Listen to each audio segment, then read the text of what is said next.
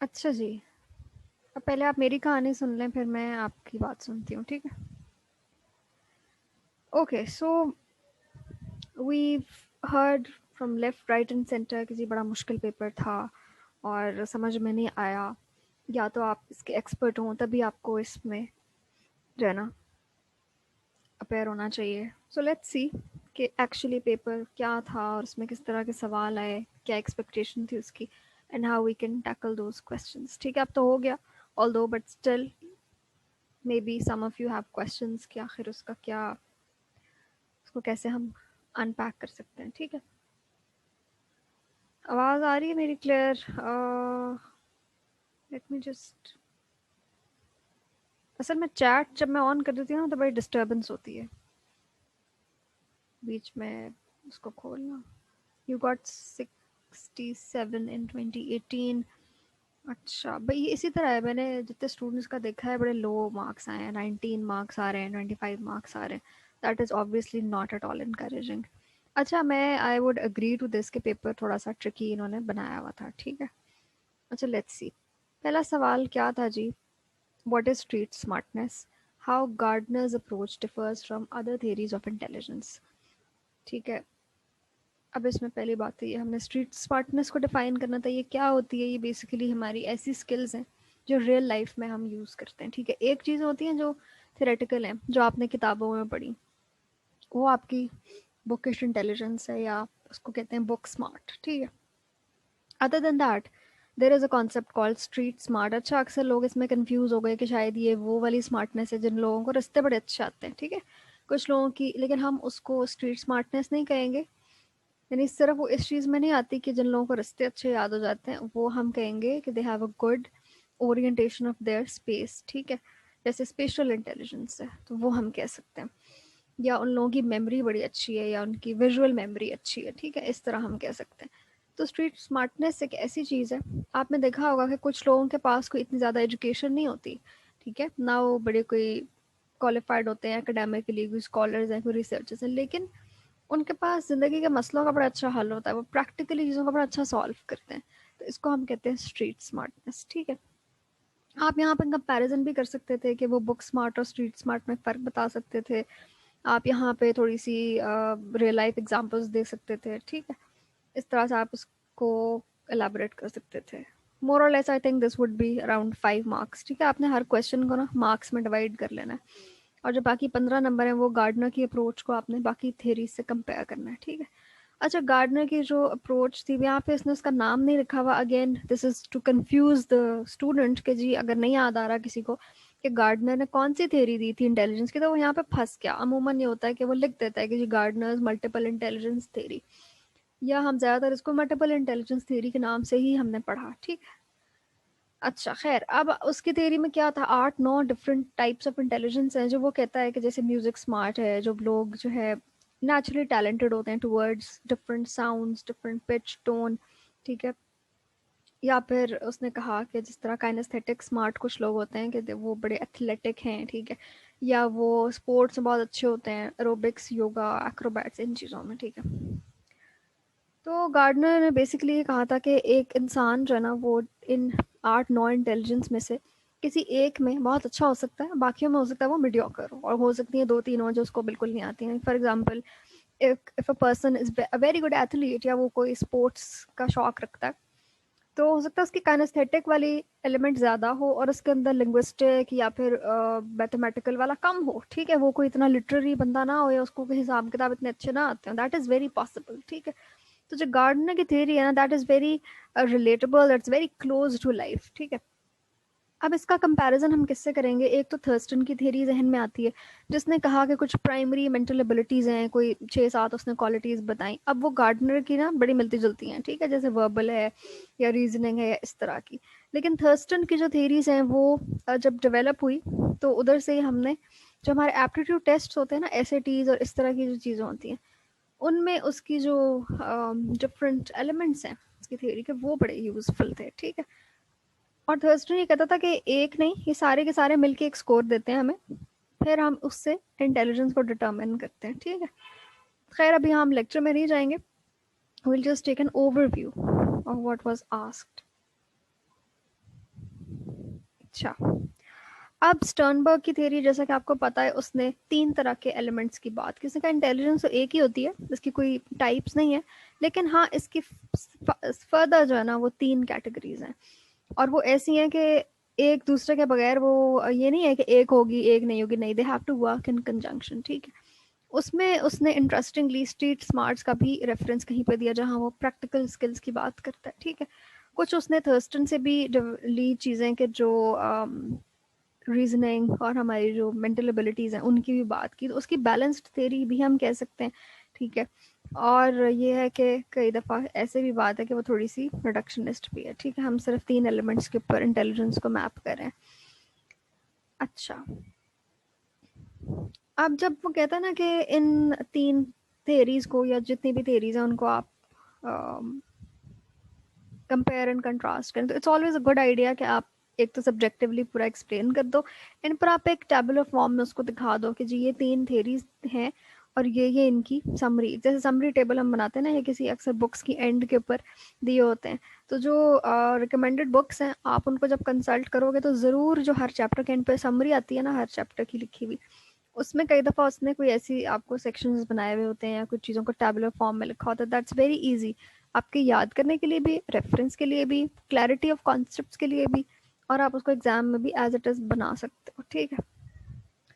अच्छा, आगे चलते हैं। तीसरा सवाल है जी, what is the rationale behind using projective tests of personality, how TAT and Rorschach ink blot tests are different in terms of their structure and psychometric qualities. बड़ा हैवी सा सवाल है। उसने हमसे 3 तरह की चीज़ें पूछ ली। पहले उसने कहा कि प्रोजेक्टिव टेस्ट हम क्यों इस्तेमाल करते हैं, आपने उसकी जस्टिफिकेशन देनी है, आपने उसकी यूजफुलनेस बतानी है कि भाई क्या फ़ायदा होता है हमें, ठीक। वर्डिंग उसने ऐसी रखी है, बट इट्स वेरी सिंपल, आपने एडवांटेजेस बताने हैं उसके। अच्छा, फिर जिसने पढ़ा हुआ है उसको पता है कि प्रोजेक्टिव पर्सनालिटी टेस्ट के अंदर बहुत बड़े 2 टेस्ट हैं, थीमेटिक ए परसेप्शन टेस्ट जो कि टीएटी हम उसको कहते हैं, और दूसरा है रोशाक, ठीक है। अब दोनों मिलते जुलते हैं, लेकिन उसने कहा है कि इनके अंदर डिफ्रेंशिएट करो, और किस लिहाज से, किस स्ट्रक्चर कैसे, यानी कि बेसिकली हम उसको देख रहे हैं इन वेरी क्वांटिटेटिव टर्म्स कि अच्छा इसकी कार्ड्स कितने हैं, इसको हम ग्रुप सेटिंग में कर सकते हैं कि नहीं, ये सारे स्ट्रक्चर में आ गया उसके, ठीक है। और किस तरह से उसकी स्कोरिंग होती है। साइकोमेट्रिक क्वालिटीज़ यानी कि उसकी रिलायबिलिटी और वैलिडिटी के ऊपर बात करनी है आपने, ठीक है। अब मज़े की बात यह है कि ये क्योंकि प्रोजेक्टिव टेस्ट हैं तो इनकी बहुत ज़्यादा वैसे ही रिलायबिलिटी और वैलिडिटी नहीं होती, ठीक है। वो उन टेस्ट की होती है जो कि क्वान्टिफाइबल हैं, जैसे इंटेलिजेंस के टेस्ट हैं, या अगर हमने पर्सनैलिटी टेस्ट की बात करनी है तो ऑब्जेक्टिव टेस्ट जैसे MMPI है, ठीक है। अच्छा, अब यहाँ पे अगेन मसला आ जाएगा कि किस तरह हमने उसको एलाबोरेट करना है। तो देखते हैं, पहले हम बात कर लेते हैं कि जी क्या रीज़न होती है प्रोजेक्टिव टेस्ट क्यों ज़रूरी होते हैं, क्योंकि इन्हीं जस्टिफिकेशंस को आगे आप इनकी क्वालिटीज़ बताते हुए जस्टिफाई कर सकते हो, ठीक है। कि जी टीएटी इसलिए एक यूज़फुल टेस्ट है, या उसका स्ट्रक्चर इतना रोबस्ट है, या वो यूज़ इसलिए होता है क्योंकि जी उसके अंदर ये क्वालिटी है। अच्छा, पहली बात तो ये है कि जी जो स्टिमुलस हम इस्तेमाल करें एक प्रोजेक्टिव टेस्ट के अंदर, stimulus is anything which evokes a response, ठीक है।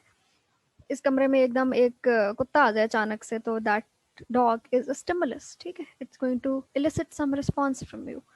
अच्छा, अब इन टेस्ट की खूबी होती है कि जो स्टिमुलस है ना, ये बहुत एम्बिगुअस होता है जान के, ठीक है। इंटेंशनली एक वेग सी चीज़ होती है जिसका आपको पता नहीं चलता, और आपको उस पर गौर करना पड़ता है, और आप उसको देख के जो आपकी फीलिंग्स होती हैं, जो थॉट्स होती हैं, वो जो है बड़ी यूजफुल होती हैं। यानी जो साइकोलॉजिस्ट है, जो क्लिनिशियन है, वो उन्हीं के ऊपर अपनी जजमेंट बिल्ड कर रहा होता है, ठीक है। अच्छा, so the stimulus is ambiguous, it's undefined, and जो सब्जेक्ट है ना वो उसको इजीली अपना कलर दे सकता है, ठीक है। अब फॉर एग्जांपल यहाँ पर एक बड़ी डेफिनेटिव सी चीज़ आती है, जैसे कुत्ते की एग्जांपल है, तो कुछ लोग डिस्गस्ट फील करेंगे, कुछ उसके साथ बड़ा फ्रेंडली फील करेंगे, ठीक है। तो कुछ सर्टन रिस्पॉन्सेज हमें पता है, अच्छा ये बंदा इस तरह से रिस्पॉन्स, कुछ लोग डरते हैं, कुछ लोगों को पसंद होता है, कुछ लोगों को डिस्गस्टिंग लगता है, कुछ इस तरह से, ठीक है। लेकिन जब एक स्टिमुलस इतना एम्बिगुअस हो, अगर मैं यहाँ पे आपको एक बड़ी वेग सी तस्वीर दिखाऊं, ब्लैक एंड वाइट हो, उसमें पता ही ना लग रहा हो कि कौन खड़ा हुआ है, ठीक है, आदमी है, औरत है, उसकी उम्र क्या है, तो आप उसको खुद इंटरप्रेट करोगे ना, it is open to your subjective interpretation, ठीक है। तो ये एक इसका हमें मिल गया रीज़न कि हम क्यों इसको इस्तेमाल करते हैं, कि जहाँ पे हमने सब्जेक्ट की जो माइंडसेट है उसको पढ़ना है, ठीक है, हमने उसको कुछ भी खुद से फीड नहीं करना। अच्छा, फिर ये कि जब वो हमें अपना पर्सपेक्टिव बताएगा तो उससे क्या होगा कि we'll be able to have an insight into his reality. एक तो रियलिटी है ना जो कि ऑब्जेक्टिव रियलिटी है कि जी इस वक्त दिन निकला हुआ है, दिन के 3:30 बज रहे हैं, लेकिन एक है psychological reality, how you are perceiving that. ठीक है, अगर बाहर अगर ग्लूमी सा वेदर है, बादल निकले हुए हैं, तो किसी बंदे के लिए वो बहुत ग्लूमी हो सकता है, कोई कह सकता है कि इससे हसीन मौसम ही नहीं हो सकता। ठीक है, it's a very beautiful weather. तो this is your psychological reality, this is how you are taking it. ठीक है, रियलिटी तो एक ही थी लेकिन आपने उसको कैसे लिया, ये हर सब्जेक्ट टू सब्जेक्ट वेरी करता है। अब इस टेस्ट की यही खूबी है कि ये हर बंदे पे एक डिफरेंट आपको आंसर देगा, लेकिन क्योंकि ये बहुत ज़्यादा इस्तेमाल होते हैं टेस्ट, तो इनकी कुछ ना कुछ स्टैंडर्डाइजेशन भी डेवलप हो गई। ठीक है, अच्छा, फिर ये कि हम जो पर्सनालिटी में कहते हैं, आपने ये भी देखना है कि जो पर्सनालिटी थेरीज हैं उनमें फ्रॉयड का सबसे पहले नाम आता है। ठीक है, अब फ्रॉयड हमें क्या बताता है कि जी अनकॉन्शियस अनकॉन्शियस जो माइंड है या अनकॉन्शियस हमारे जो कॉन्फ्लिक्ट्स हैं उन तक हमने पहुंचना है। ठीक है, किसी ना किसी तरीके से।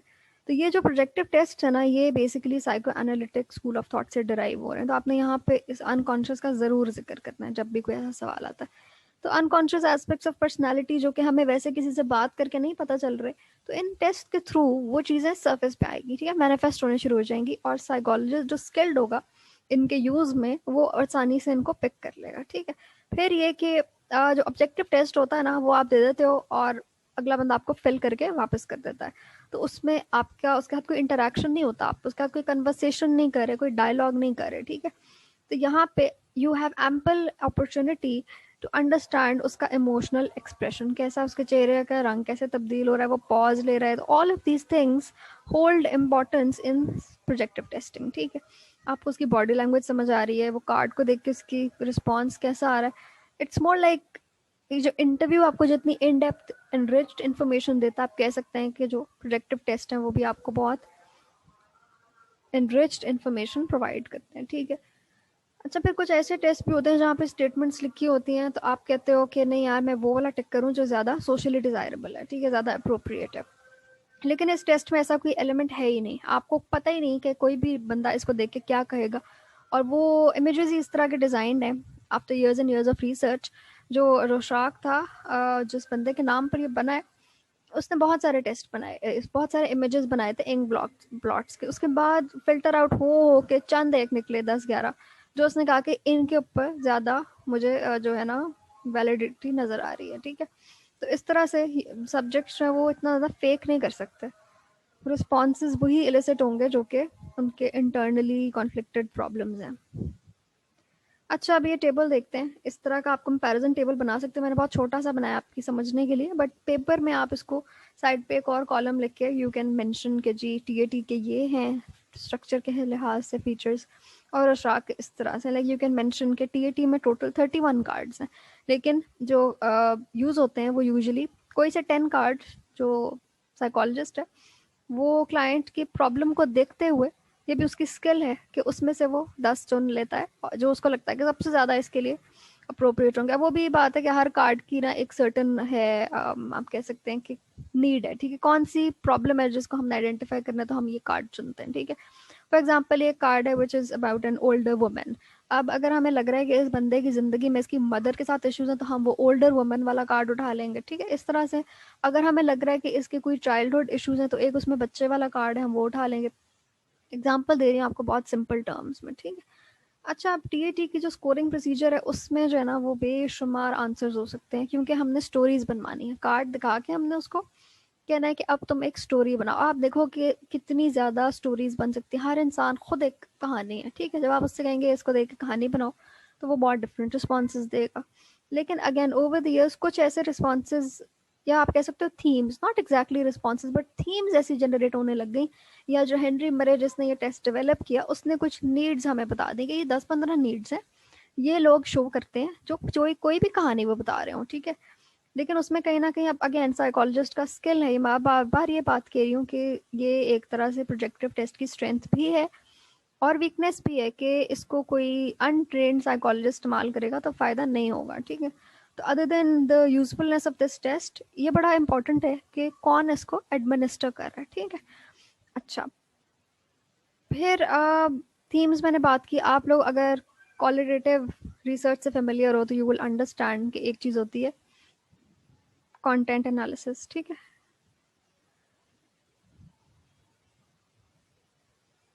अच्छा, तो कंटेंट एनालिसिस में यही होता है कि जो कॉमनली अकरिंग थीम्स होती हैं हम उनको उठा लेते हैं, then we try and analyse them and we club them together to understand किसका क्या प्रॉब्लम है, ठीक है। अच्छा, रोशाक में कुछ बड़े डेजिग्नेटेड कॉमन रिस्पॉन्सेज हैं, उसमें ये भी है कि अगर ये बंदा ये कहेगा तो उसका ये मतलब है, ये कहेगा तो ये मतलब है। जैसे इंक प्लॉट, एक आप लोगों ने बचपन में देखा होगा, हम लोग अक्सर एक पेपर के ऊपर पेंट लगा के उसको फोल्ड करते थे तो एक पैटर्न बन जाता है या सिमेट्रिकल सी चीज़ बन जाती है। इस तरह की कुछ चीज़ें हैं वो, ठीक है। तो अब उनको देख के अगर कोई बंदा कह रहा है कि यहाँ पे जी लोग लड़ रहे हैं तो उसका कोई एक पर्टिकुलर रिस्पॉन्स सेट है। अगर कोई कह रहा है कि ये तो जी कुछ सेलिब्रेट करें तो पोशाक में उसकी एक अलग इंटरप्रिटेशन है, ठीक है। तो थोड़ा सा ये स्ट्रक्चर्ड है इस लिहाज से, इसकी जो इंटरप्रिटेशन है वो फिक्स्ड है। टीएटी में ये है कि आपने थीम्स जनरेट करके उसका कंटेंट एनालिसिस कर लिया, ठीक है। और वो हेनरी मरे की जो उसने क्लासिफिकेशन दी उस पर बेस्ड है। रोशाक का एक एक्सनस स्कोरिंग सिस्टम है जो कि बहुत ही एलाबोरेट है, लेकिन आप वो कर लें स्कोर तो आपको बड़े अच्छे डेफिनेटिव उसके रिस्पॉन्सेज मिल जाते हैं, ठीक है। कॉन्फ्लिक्ट एरियाज आपको नजर आने शुरू हो जाते हैं। अच्छा, इसके अलावा इतनी ज़्यादा मैंने जैसे बात की कि इनकी उस तरह की रिलायबिलिटी या वैलिडिटी तो नहीं है जो कि हम स्टेटिस्टिकल प्रोसीजर्स के साथ ऑब्जेक्टिव टेस्ट के बारे में पढ़ते हैं या देखते हैं, ठीक है। लेकिन क्योंकि मैंने बताया कि ओवर द इयर्स अगर आप इनकी थोड़ी सी हिस्ट्री पढ़ें तो आपको समझ आएगी कि ये भी बड़े प्रोसेस से गुजरे, फिल्टर आउट हुए and then they were selected, ठीक है। अच्छा अच्छा, इसमें आप ये कर सकते हैं कि आप या तो उसको लेके चल सकते हैं टेस्ट वाइज, ठीक है। जैसे आप पहले टीएटी का बताएं कि जी टीएटी में ये सारी कहानी है, फिर रोशाक का बताएं। अगर आप इस तरह करें तो फिर नीचे थोड़ा सा कंक्लूजन दे दें कि जी ये इनके अंदर फ़र्क है, आप टेबल बना सकते हैं। अगर आप चल रहे हैं इस तरह लेके कि जी दोनों का जो है वो स्ट्रक्चर किस तरह का है, फिर बाद में आप साइकोमेट्रिक क्वालिटीज़ की बात करें तो तब आके थोड़ा सा आपको एंड पे अगेन दोनों का कंपैरिजन ड्रॉ करना ज़रूरी है। अच्छा, क्वेश्चन 4 क्या था जी? Enlist positive and negative symptoms along with different types of schizophrenia, give the major plan of management. अब ये प्योर क्लिनिकल का सवाल है और बड़ा सीधा सीधा सा, ठीक है। उसने खुद ही से क्वेश्चन को 3 हिस्सों में डिवाइड कर दिया। एक आपने सिम्टम्स बताने हैं, टाइप्स बतानी है और मैनेजमेंट प्लान बताना है। अब इस तरह के सवाल में जितनी हेडिंग्स हो सके उतना ही अच्छा है, ठीक है। आपने उसको क्लियर करना है कि मुझे सारी बात समझ आ गई है और आपने कोई इरेलीवेंट बात नहीं करनी। पहले आप थोड़ा सा स्किज़ोफ्रेनिया को बता देंगे जी वो क्या होता है, वो एक थॉट डिसऑर्डर है, उसमें जी आपकी इमोशंस, थॉट्स, बिहेवियर्स, ये सब चीज़ें इफेक्ट होती हैं, फंक्शनिंग इफेक्ट होती है, ये वो, ठीक है। जेनेटिक डिसऑर्डर है, मोस्टली इसके जेनेटिक कॉजेज होते हैं। अच्छा, उसके बाद आप बताना शुरू करेंगे कि इसके सिम्टम्स की दो जो उसने कैटेगरीज आपको पहले ही बता दी, पॉजिटिव एंड नेगेटिव। तो let's just discuss them through this visual. Positive और नेगेटिव जो है ना, साइकोलॉजी में उसका थोड़ा सा डिफरेंट मतलब है। पॉजिटिव का मतलब अच्छा नहीं है और नेगेटिव का मतलब बुरा नहीं है, ठीक है। तो पॉजिटिव का मतलब है ऐसे बिहेवियर जो कि प्रेजेंट हैं, दे एग्जिस्ट, ठीक है। और नेगेटिव का मतलब वो चीज़ें जो नहीं मौजूद, जो कि एब्सेंट हैं, ठीक है। सो पॉजिटिव सिम्टम्स क्या होते हैं स्किज़ोफ्रेनिया के? बहुत इंपॉर्टेंट दो हैं, हेलुसिनेशंस एंड डिलूजन्स, ठीक है। अच्छा, हेलुसिनेशंस क्या होती हैं कि आप you are perceiving things that are not there, ठीक है। ये हमारी सेंसेस से ताल्लुक़ रखती हैं कि मैं कहूँ मुझे ऐसी चीज़ें नज़र आ रही हैं जो कि और किसी को नहीं नज़र आ रही हैं, तो ये मेरी विजुअल हेलुसिनेशन है। या फिर मेरी ऑडिटरी हेलुसिनेशन हो सकती है कि मुझे आवाज़ें ऐसी सुनाई दे रही हैं जो कि और लोग उसको नहीं परसीव करें या वो किसी भी तरीके से एम्पेरिकली या साइंटिफिकली प्रूवन नहीं है, ठीक है। अच्छा, डिलूजन्स में क्या होता है कि basically delusions are your fixed false beliefs, ठीक है। एक तो वो बिलीव्स हैं, दूसरा वो फिक्स्ड हैं और तीसरा ये कि वो फॉल्स हैं। तीनों चीज़ें बड़ी ज़रूरी हैं इसके अंदर। डिलूजन्स के कई टाइप्स हैं, वो आप पढ़ लीजिएगा। परसिक्यूटरी डिलूजन्स के जैसे मुझे कोई मेरे पे जुल्म और सितम हो रहे हैं, ठीक है, या मुझे कोई तकलीफ़ पहुंचा रहा है। फिर और ऐसा कहें कि जी कोई जो है वो कोई बहुत मशहूर बंदा, कोई सेलिब्रिटी जो है वो मेरे साथ जो है वो मोहब्बत में गिरफ्तार है, ठीक है। इस किस्म के बहुत सारे डिलूजन्स आपको मिलेंगे, तो वो उनकी आप again categories and then subcategories बना सकते हैं, ठीक है। Just to elaborate your answer in a very complete way, क्योंकि और इसमें कोई इसने इधर उधर की बात तो आपसे पूछी नहीं, तो आपने बहुत इसको स्ट्रक्चर्ड वे में अटेम्प्ट करना है। अच्छा, फिर क्या चीज़ होती है स्किज़ोफ्रेनिया में present? That is your disorganise thought and speech. के जो थॉट्स है ना, वो एक इनकोहेरेंट तरीके से सामने आ रही हैं, जिससे अगर अभी मैं बात कर रही हूँ तो मेरी पिछली बात दूसरी बात से कनेक्टेड होगी, ठीक है, एक तसलसल होगा मेरी बात में।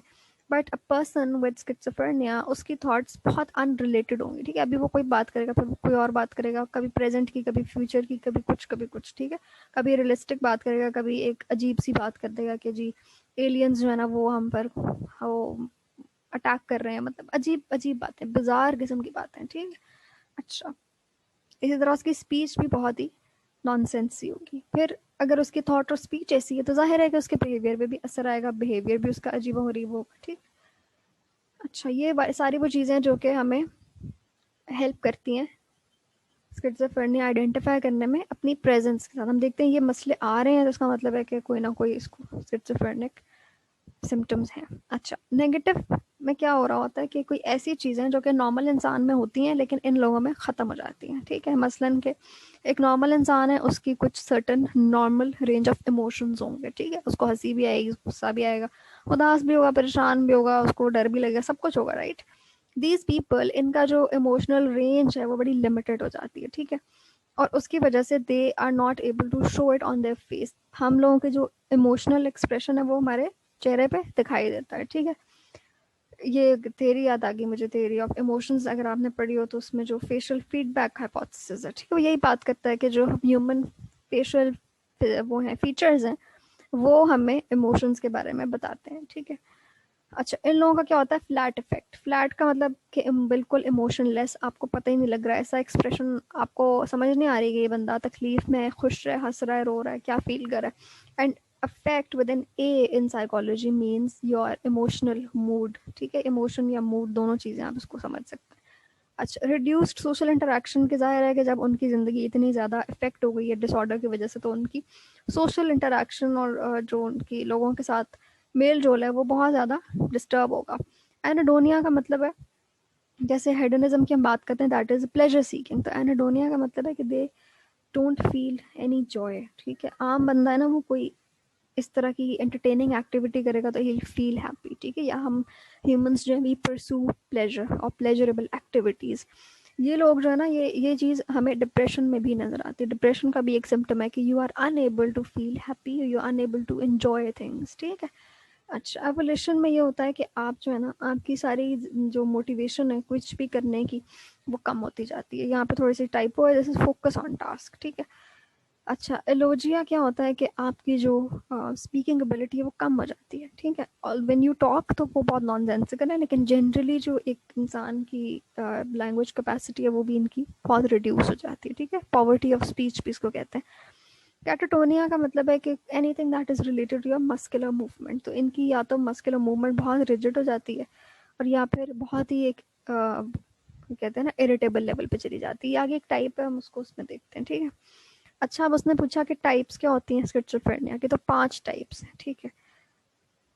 ये आपको ये कहीं से भी आप पढ़ेंगे आपको ये मिल जाएंगी कि इनकी क्या डिटेल है, ठीक है। पहले हम देख लेते हैं डिसऑर्गेनाइज्ड स्किज़ोफ्रेनिया में ये होता है कि उसकी जो थॉट्स और इमोशंस हैं, जैसा अभी हमने एक सिम्टम देखा, वो बड़ी ही अजीब गरीब होंगी, ठीक है, इनकोहेरेंट होंगी, समझ में ही नहीं आ रहा होगा कहना क्या चाह रहा है वो, ठीक है। अच्छा, पैरानॉइड स्किज़ोफ्रेनिया में जो हमने पढ़ा कि कुछ ऐसे डिल्यूजन्स हैं जो कि आपको वो कर देते हैं, सस्पिशियस कर देते हैं, ठीक है, कि ये बंदा मुझे मारने आ रहा है, या मैं बहुत इंपॉर्टेंट इंसान हूँ, ठीक है ना, आई एम सुपर ह्यूमन, या मैं कोई, मेरे पास कोई ऐसी सुपर नेचुरल पावर्स हैं। ये सारी चीज़ें जो है हमें पैरानॉया की तरफ लेके जाती हैं, ठीक है। अच्छा, इसमें ये एक तो ग्रैंडियोसिटी भी हो सकती है कि जी I am somebody very grand and magnificent, ठीक है, या इसमें ये भी हो सकता है कि कोई बंदा बहुत इंपॉर्टेंट वो मेरे पीछे पड़ गया, ठीक है। अच्छा, catatonic again, like I said, it has to deal with your muscular movement, ठीक है। आपके जो लिम्स हैं, जो बॉडी पार्ट्स हैं, आर्म्स एंड लेग्स हैं, वो या तो बिल्कुल ही फ्रिजिड से हो जाएंगे, ठीक है, you would be unable to move them, आप एक ही पोजीशन में घंटों बैठे रहेंगे, या फिर ऐसे कुछ इरिटेबल सी रेपिटेटिव मोटर एक्शंस होंगी, जो कि मूवमेंट्स होंगी जो एक नॉर्मल इंसान की नहीं होती, ठीक है। अच्छा, अब देखते हैं हम अनडिफरेंशिएटेड में, ये है कि वो इतना ज़्यादा इन तीनों, ये 3 मेन कैटेगरीज हैं, ठीक है, डिसऑर्गेनाइज्ड, पैरानॉइड एंड कैटाटोनिया। ये 3 हमारी प्राइमरी हम इनको कह सकते हैं। अब अनडिफरेंशिएटेड का मतलब ये है कि सिम्टम्स इतने स्पिल ओवर हो रहे हैं कि आप किसी एक कैटेगरी में उसको नहीं रख सकते, ठीक है। अच्छा, रेजिडुअल का मतलब, जैसे कि हमें नाम से पता चल रहा है कि ऐसा स्टेज है डिसऑर्डर का कि जी उसकी जो थी ना एक एपिसोड, या आप कह लो कि एक उसकी जो व्हाट यू कॉल इट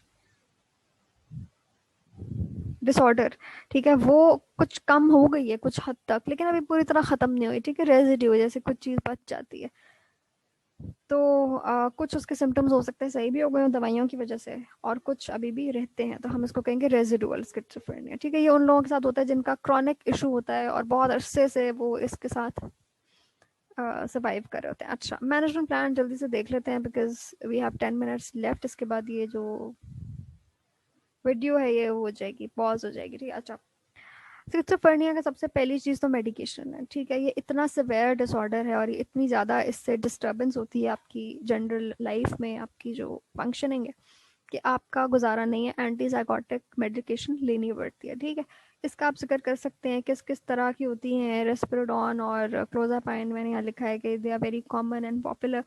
इधर आप थोड़ा सा सेकंड जनरेशन एंटी साइकोटिक्स का भी जिक्र कर सकते हैं कि जो फर्स्ट जनरेशन है वो जो है उनकी साइड इफ़ेक्ट्स काफ़ी ज़्यादा हैं, ठीक है। उसकी वजह से जो पेशेंट्स हैं वो ट्रीटमेंट की तरफ आते भी नहीं इतना, ठीक है, कंप्लाई नहीं करते। जो सेकंड जनरेशन है वो थोड़ी सी मॉडर्न है और उनका जो है कम नेगेटिव इफेक्ट्स हैं। यहाँ पे फिर आप बात कर सकते हैं कि किस तरह से जो डोपामिन लेवल जो है वो बहुत ज़्यादा हो जाता है तो स्किज़ोफ्रेनिया उसकी वजह से बढ़ता है। थोड़ा सा आप न्यूरोट्रांसमीटर्स की बात कर सकते हैं क्योंकि आप बायोलॉजिकल ट्रीटमेंट की बात कर रहे हैं, तो you can mention these things, ठीक है। फिर आप बता सकते हैं कि जी मेडिकेशन के क्या बुरे असरात होते हैं। यहाँ पर आप ईसीटी का भी जिक्र कर सकते हैं जो कि बड़े सिवियर उसमें दिया जाता है। उसकी कुछ वो भी हैं, क्या उसको कहते हैं, इंडिकेशंस के वो अगर ऐसा बंदा है जिसके स्किज़ोफ्रेनिया के साथ उसको डिप्रेशन भी है तो वो ज़्यादा यूज़फुल होता है, या कोई और उसकी अंडरलाइंग प्रॉब्लम है, ठीक है। अच्छा, अब असल चीज़ आती है हमारी बिहेवियर थेरेपी, मसलन के सॉरी साइकोथेरेपी, ठीक है। यानी कि कौन कौन सी ऐसी साइकोलॉजिकल थेरेपीज़ हैं जो हम इन लोगों के साथ यूज़ करते हैं। अब जैसे आपने देखा कि इनका इतना ज़्यादा सिवियर मसला होता है कि usually they are not able to understand. आप बैठ के उनके साथ कोई सीबीटी की टेक्निक्स नहीं यूज़ कर सकते, ठीक है। वो एक ऐसे बंदे के साथ यूज़ होंगी जो थोड़ा सा अपने होशो हवास में। अच्छा, बिहेवियर थेरेपी सिंपली आपने उसको उसकी एक डेली रूटीन के ऊपर लाना है, ठीक है, कि तुम ये चीज़ करो, टाइम पे खाओ, टाइम पे सो, क्योंकि इनकी तो हर चीज़ ही डिस्टर्ब है, ठीक। तो आपने इनकी एक नॉर्मल फंक्शनिंग, ऑल्दो ये यूजुअली हॉस्पिटलाइज्ड ही होते हैं, ठीक है, जैसा मेंटल हॉस्पिटल्स हैं जो इस तरह की फैसिलिटीज़ हैं। हाँ जी लाइमा, आप ना चैट में लिख दो कोई सवाल है अगर, मैं भाई बाद में पढ़ती हूँ, ठीक है, अभी फ्लो बना हुआ है। सो बेसिकली बिहेवियर थेरेपी क्या करती है कि हमें जो हमारे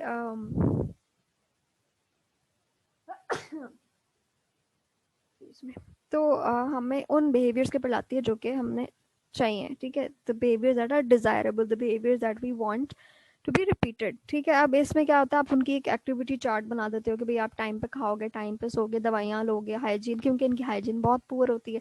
ये सब चीज़ें जब वो कर लेते हैं तो आप फिर उनको कोई ना कोई इसका रिवॉर्ड दे देते हो, ठीक है। अच्छा, सोशल स्किल ट्रेनिंग, जैसे मैंने कहा कि क्योंकि इनका सोशल इंटरेक्शन बहुत लिमिटेड हो जाता है तो आप यहाँ पे जिक्र कर सकते हो कि इनकी आप कैसे डेली लाइफ में कम्युनिकेशन इम्प्रूव करवा सकते हो, इनको इमोशंस के बारे में थोड़ा सा गाइड कर सकते हो with different charts and different techniques, ठीक है। इन पे आप डिटेल्स देख सकते हैं। फैमिली थेरेपी बहुत ज़्यादा ज़रूरी है क्योंकि ये लोग अपनी फैमिली की सपोर्ट के बगैर नहीं सर्वाइव कर सकते, ठीक है। फैमिली को एजुकेट करना, फैमिली को गाइड करना, उनकी काउंसलिंग करना, ये भी इसमें बहुत इंपॉर्टेंट है। फिर ये कि जो थोड़े से बेहतर हो जाते हैं या रेजिडुअल सिम्टम्स में होते हैं उनकी हम कोशिश करते हैं रिहेबिलिटेशन, ठीक है, so that they are able to reinstate into the society as some sort of a useful individual, ठीक है। ये कोई बहुत हाई लेवल का इंटेलेक्चुअल काम तो शायद नहीं कर सकते, लेकिन छोटा मोटा काम उधर ही अक्सर ये जैसे कोई हाथ से कोई हैंडीक्राफ्ट्स करें या कोई इस तरह की चीज़ें ये कर सकते हैं, ठीक है।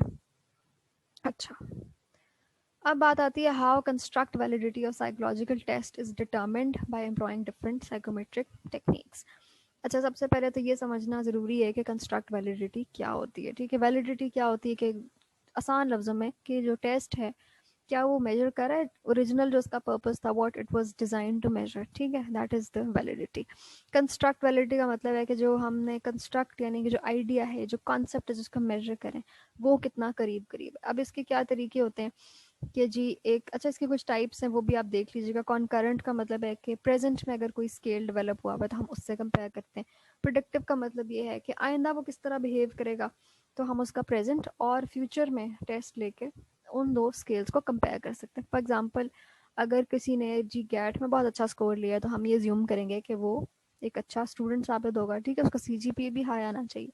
इस तरह हम गैट की प्रेडिक्टिव वैलिडिटी देख सकते हैं कि क्या वो लोग जिन्होंने गैट दिया और फिर एमफिल में एडमिशन लिया तो उनका सीजीपीए कैसा रहा, ठीक है।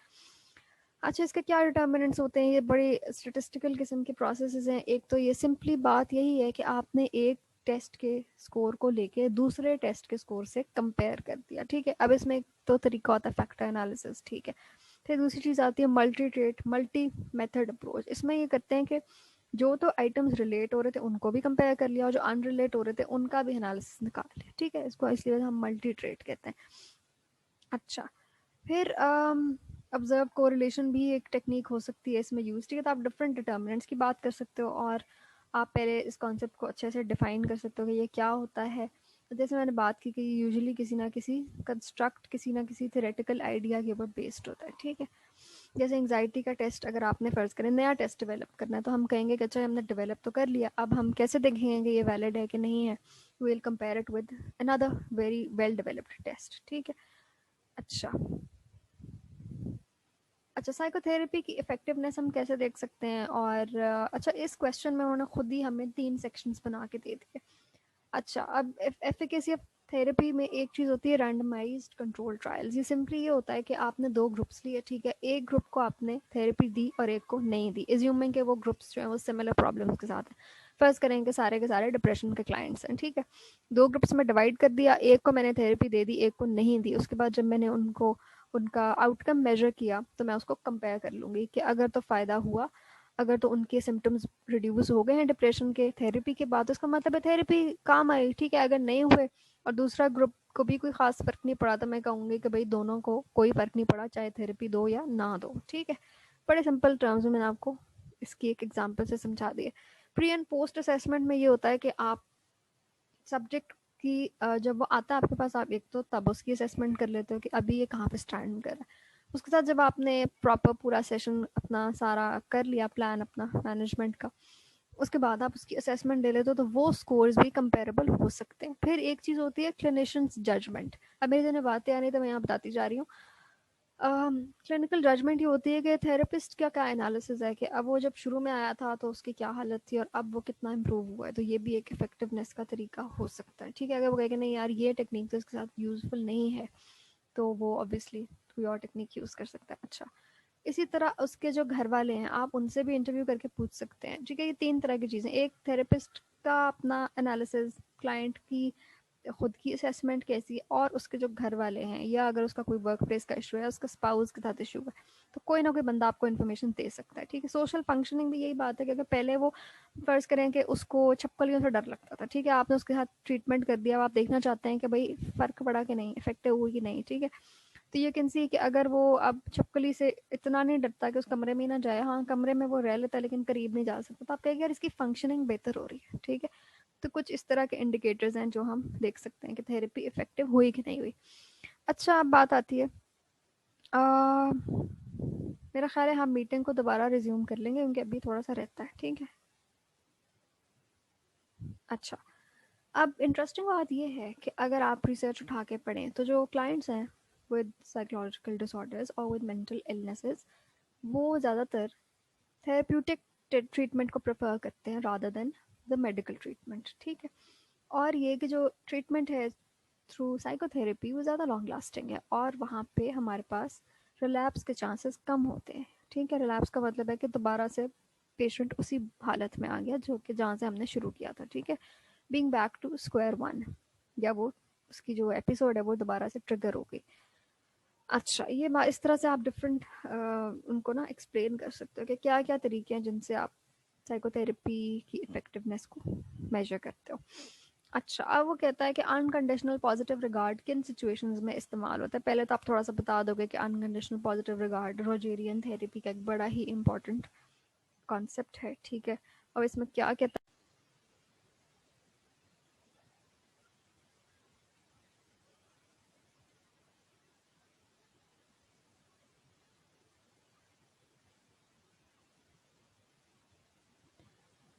Okay, so basically unconditional positive regard की हम बात कर रहे थे कि क्या होता है जहाँ पे हम कहते हैं कि एक जो इंसान है ना, उसके पास पूरी कैपेबिलिटी है to be the best version of himself और हर सेल्फ, ठीक है। और थेरेपी में आपने उसको सिर्फ एक एनवायरनमेंट ऐसा देना है, facilitative environment, non judgemental environment, कि वो उसमें ग्रो कर सके, ठीक है। रॉजर के ही वर्ड्स मैं यहाँ कोट करती हूँ कि when doing client centered therapy you become your client's next chance, ठीक है, maybe their last chance to be welcomed, understood and accepted। तो थेरेपिस्ट का ये रोल होता है, ठीक है। अच्छा, ये कहाँ कहाँ पे यूजफुल होता है? ऐसी सूरत हाल में जहाँ पे आपका जो क्लाइंट है वो बहुत ज़्यादा शेम और गिल्ट के साथ आ रहा है, ठीक है। क्योंकि क्या होता है कि जो अनकंडीशनल पॉजिटिव रिगार्ड है, ये देने से वो बंदा एक्सेप्टेड फील करता है, ठीक है। उसको लगता है कि आई एम अ ह्यूमन। हम वो कहते हैं ना कि hate the behaviour and not the person, या hate the act not the person. तो यही वाली बात है कि आपने कंडेम करना है, उसने जो हरकत की, जो उसका एक्शन था या बिहेवियर था, वो बुरा हो सकता है, लेकिन वो इंसान जो है वो इनहेरेंटली अच्छा है, ठीक है। ह्यूमंस आर इनहेरेंटली गुड, ये इसकी अंडरलाइंग फिलोसफी है। अब एक इंसान आपके पास मर्डर करके भी आ जाए अगर थेरेपी में, तो आपने उसको फिर भी एक इंसान की तरह ही ट्रीट करना, और आपने यही सोचना है कि इसके अंदर चेंज होने की पोटेंशियल है। Although that is obviously very difficult, it's not easy being a therapist, लेकिन ये कहता है रॉजर, ठीक है। अच्छा, अब ऐसे लोग जो बहुत ज़्यादा शेम या गिल्ट या ट्रॉमा के साथ आ रहे हैं, जिनके बड़े ही ट्रस्ट के इश्यूज हैं, ट्रस्ट डेफिसिट है उनका, उनके अंदर मिसट्रस्ट है, तो कितना ज़रूरी हो जाएगा कि आप उनके साथ पहले इस तरह की एक अलायंस बिल्ड करें। इसको हम कहते हैं थेरेप्यूटिक अलायंस, जहाँ पे you are fostering a level of trust and rapport, ताकि वो बंदा आपसे अपने प्रॉब्लम्स शेयर कर सके, ठीक है। अच्छा, अब ना कई दफ़ा ऐसा होता है कि जो क्लाइंट है वो बड़ी कोई इमोरल या अनएक्सेप्टेबल बातें आपके साथ शेयर नहीं कर पा रहा होता, क्योंकि उसको डर होता है कि आप उसको जज ना करें, या पता नहीं वो आपको, आप उसको बुरा ना समझें, ठीक है। तो इस वजह से हम इसको यूज़ कर रहे हैं, ठीक है। अच्छा, अब ये भी होता है कि कुछ लोग लो सेल्फ इस्टीम के साथ आते हैं कि वो खुद को अच्छा नहीं समझते, ठीक है। खुद की जो उनकी व्यू है या अपने बारे में जो उनके ख्यालात हैं वो बड़े नेगेटिव होते हैं। अब जब एक थेरेपिस्ट एक अपने क्लाइंट को जजमेंट फ्री जोन में एक्सेप्टेंस देगा, तो वो बंदा सीखेगा कि अच्छा, अगर एक थेरेपिस्ट मुझे एक्सेप्ट कर सकता है तो मैं भी अपने आप को एक्सेप्ट कर सकता हूँ। इसको हम कहते हैं मॉडलिंग, ठीक है। आपने साइकोलॉजी में पढ़ा होगा कि मॉडलिंग क्या होती है, ठीक हो गया। अच्छा, आगे चलते हैं, लेट्स टॉक अबाउट सीबीटी। कहते हैं कि how can CBT change the unhealthy state of mind of a person.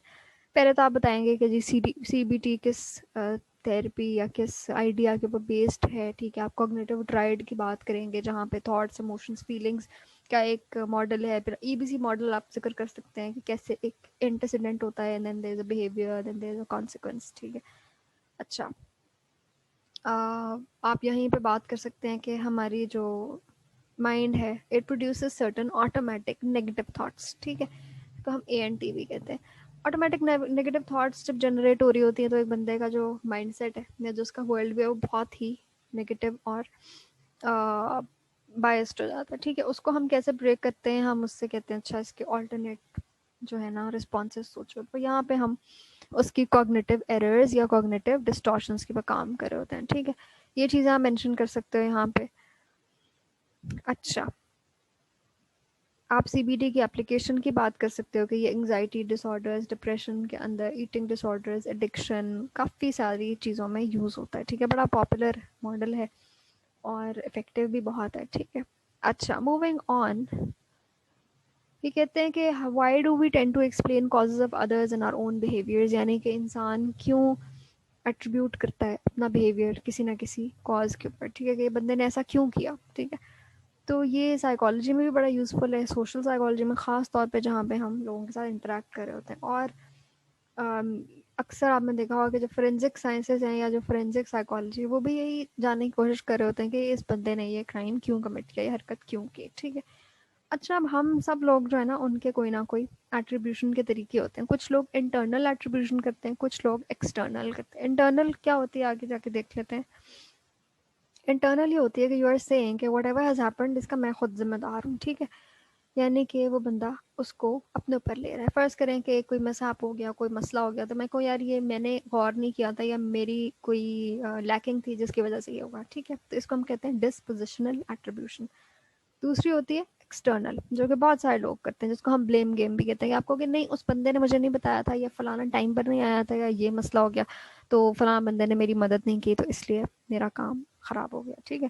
That is situational. आप उस सिचुएशन को ज़िम्मेदार ठहरा रहे हो, ना कि खुद को। अच्छा, ये तो हो गई कि एट्रीब्यूशन होती क्या है बेसिकली। अब इसकी जो जस्टिफिकेशन है वो आप ये दे सकते हो कि इंसान जो है वो एक बहुत ही क्यूरियस किस्म का बीइंग है, ठीक है? We are constantly trying to categorise things in different compartments. अब ये चीज़ें ना हम अनकॉन्शियस लेवल पर कर रहे होते हैं। डेली हम सिचुएशंस को एट्रीब्यूट कर रहे होते हैं या बिहेवियर्स को एट्रीब्यूट करते हैं। फला बंदे ने मेरे साथ यूँ बात की है ना, लगता है आज इसको ना घर से डांट पड़ी है, या लग रहा है आज इसका मूड सही नहीं है, ठीक है? We are always attributing behaviours to certain causes. ये बड़ी नेचुरल टेंडेंसी है ह्यूमंस की, ठीक है? पर सोशल साइकोलॉजी इसके बारे में क्या कहती है? ये 3 थ्योरीज जो मेरे जहन में आई वो मैंने यहाँ लिख दी। इसमें क्या होता है बेसिकली कि जो हेडर की थ्योरी है वो कहता है कि हम कॉमन सेंस इस्तेमाल करके कि अच्छा ऐसे हुआ है तो नॉर्मली भी ऐसे ही होता है, तो हम उसको जनरलाइज करके यूज़ कर लेते हैं, ठीक है? यह जो कॉरेस्पॉन्डेंट इंटरफेरेंस थे इन्फेरेंस थ्योरी, सॉरी, वो क्या कहती है? वो कहती है कि हम ये देखते हैं कि अच्छा क्या इस बंदे के पास चॉइस थी ये डिसीजन लेने की या ये बिहेवियर करने शो करने की, तो ये फ्री विल के बारे में आ जाता है। अच्छा, फिर एक चीज़ वो कहते हैं कि इंसान क्योंकि सोशल एनिमल है, तो he tries to be socially desirable. तो वो काम करता है जो कि उसे पता है कि इस वक्त ये ज़्यादा एक्सेप्टेबल या अप्रोप्रिएट है, ठीक है? जिस तरह अगर आप एक बस में ट्रैवल कर रहे हैं और एक बड़ी उम्र का बंदा आता है और आप उसको जगह दे देते हैं, ठीक है? अब ये आपका जो बिहेवियर था ये सोशल डिज़ायरेबिलिटी के साथ रिलेट कर रहा था, तो वो कहता है कि हमारे जो बिहेवियर्स हैं उनके पीछे कोई ना कोई मोटिव है। तो उस वक्त उस बंदे का मोटिव ये था कि मैं एक प्रो सोशल बंदा दिखूँ या लोग मुझे बहुत अच्छा समझें, ठीक है? तो इस तरह की कुछ एट्रीब्यूशंस हो सकती हैं। कोवेरिएशन मॉडल क्या कहता है, इसकी थोड़ी सी डिटेल मैंने यहाँ पे शो की, you can definitely read it up. This is Kelley's covariation model. ये कहता है कि अच्छा इसकी बड़ी डिटेल है कि एक बिहेवियर जो था ना वो हम पहले देखेंगे कि अच्छा क्या सब लोग इस तरह बिहेव करते हैं। अभी जैसे हमने एग्जांपल ली कि अगर बस आप में आप बैठे हैं और एक बड़ी उम्र का शख्स आ गया, तो क्या सब लोग उसको जगह देते या कुछ चंद लोग हैं जो ऐसा सोचते, ठीक है? फिर आप ये देखते हैं कि अच्छा ये जो बंदा पर्टिकुलर बंदा है, क्या इसका अक्सर बिहेवियर ऐसा होता है या सिर्फ इस दफ़ा इसने ऐसे किया लोगों को दिखाने के लिए किया? अगर बस खाली होती और या वो ना इस तरह से खाली होती तो obviously this example won't fit. But otherwise अगर वो किसी और सिचुएशन में, क्या वैसे भी वो इतना हेल्पफुल है, क्या घर वालों के साथ भी है, या फिर वो सिर्फ स्ट्रेंजर्स के सामने अच्छा बन रहा था, या उसने यहाँ किसी को इम्प्रेस करना या उसका कोई मोटिव था, ठीक है? हो सकता है कि वो कहीं ऐसी सोशल जगह पे बैठा हो, किसी रेस्टोरेंट में हो, या किसी को इम्प्रेस करना चाह रहा हो, ठीक है? तो वो किस तरह बिहेव करेगा। So different situations are going to elicit a different behavior in a person. Distinctiveness में वो ये कहते हैं कि अब ये जो बंदा है ये बाकी सिचुएशंस में किस तरह एक्ट करता है, ठीक है? तो यहाँ पे हम डिस्टिंक्ट कर रहे हैं, उसको डिफ्रेंशिएट कर रहे हैं इस सिचुएशन से और इसी तरह की दूसरी सिचुएशंस में, ठीक है? अच्छा जी, इस अब 3 मॉडल्स जो हमने यहाँ पे देखे, इनको आप कंपेयर कैसे करोगे? इसने कहा कंपेयर एंड कंट्रास्ट। इसमें आप डिफरेंट इनकी जो आप डिटेल्स हैं उनको आप लेके अगेन टेबुलर फॉर्म में आप कर सकते हो या हेडिंग्स देके कर सकते हो कि अच्छा सिमिलैरिटीज़ क्या हैं इनकी और डिफरेंसेस क्या हैं, ठीक है? कंपेयर एंड कंट्रास्ट की जब बात आती है तो आप चीज़ों को इस तरह से लेके चलते हो कि जी यहाँ पे हम मोटिव्स देख रहे हैं चीज़ों के, और जो कोवेरिएशन मॉडल है वो बड़ा डिटेल्ड है, ठीक है? वो एक बंदे को हर एंगल से परख रहा है, ठीक है? अच्छा, आगे चलते हैं जी। Let's talk about the last question. हाँ जी, यहाँ पे वो कहता है कि जी जो रॉ स्कोर्स होते हैं साइकोलॉजिकल टेस्ट के वो इतने मीनिंगलेस होते हैं, तो हम उनको नॉर्म्स में कन्वर्ट करते हैं, ठीक है? Why are they meaningless? अब एक तो देखें, सिंपल सी बात है, अगर आपको मैं एक टेस्ट देती हूँ इंटेलिजेंस का, ठीक है, 100 मार्क्स का, और आपका उसमें से 50 स्कोर आता है, तो मुझे कैसे पता चलेगा कि 50 हाई स्कोर है कि लो स्कोर है? नहीं पता चलेगा ना, because it's a raw score. मेरे पास कोई कंपैरिजन का जरिया नहीं है कि मैं बता सकूं कि भाई एक जीनियस बंदे का इतना स्कोर आया तो आपका तो इतना कम लाया करेगा। एवरेज पॉपुलेशन जो है वो यहाँ पे लाया करती है। Now this brings us to the next point which is कि डेवलपमेंटल नॉर्म्स क्या होती हैं और विद इन ग्रुप नॉर्म्स क्या होती हैं। अच्छा, अब जो सवाल होते हैं ना जब वो डिफरेंट पार्ट्स में डिवाइडेड होते हैं, तो आप कोशिश करेंगे उनको कनेक्ट करके आंसर करें, ठीक है? अच्छा, यहाँ पे डेवलपमेंटल नॉर्म्स वेरी सिंपली ऐसे बिहेवियर, ऐसे पैटर्न्स हैं जो कि हम कहते हैं कि यार ये डेवलपमेंटली अप्रोप्रिएट है, ठीक है। फर्ज करें कि एक 5 साल का बच्चा, और मैं से पूछती हूँ बेटा आपको घर का रास्ता आता है, and he is able to tell me, तो मैं कहूँगी अच्छा, मैं कंपेयर करती हूँ कि क्या 5 साल का हर बच्चा ये इन्फॉर्मेशन दे सकता है, या बिलफर्ज कुछ भी हो सकता है, कोई मैथ्स का सवाल हो सकता है जो मैं एक 7 ईयर ओल्ड को दे दूँ, मैं देखूँ कि अच्छा ये अलजबरा का सवाल हल कर सकता है कि नहीं कर सकता, ठीक है। तो इस तरह से आप क्या करते हो कि उनका जो नॉर्मल डेवलपमेंटल पीरियड है उसके हिसाब से आप कंपेयर करना शुरू कर देते हो कि क्या सारे 7 ईयर ओल्ड ये बात फुलफिल करते हैं।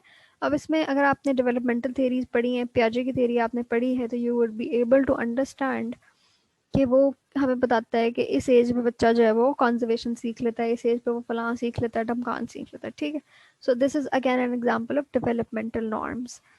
जो विद इन ग्रुप नॉर्म्स है वो ये होती हैं कि आप एक स्पेसिफिक ग्रुप की बात कर रहे हो, कि जिस तरह फर्ज करो बच्चा है और उसका एक पीयर ग्रुप है, ठीक है, उसी की एज के लोग होंगे जो कि तकरीबन मोर और लेस सेम मिलते जुलते डेमोग्राफिक्स होंगे, ठीक है, सेम सोशियो इकोनॉमिक स्टेटस होगा, जैसे एक क्लास के बच्चे होते हैं, ठीक है। ये इनको भी आप ले सकते हो इस मेथड में।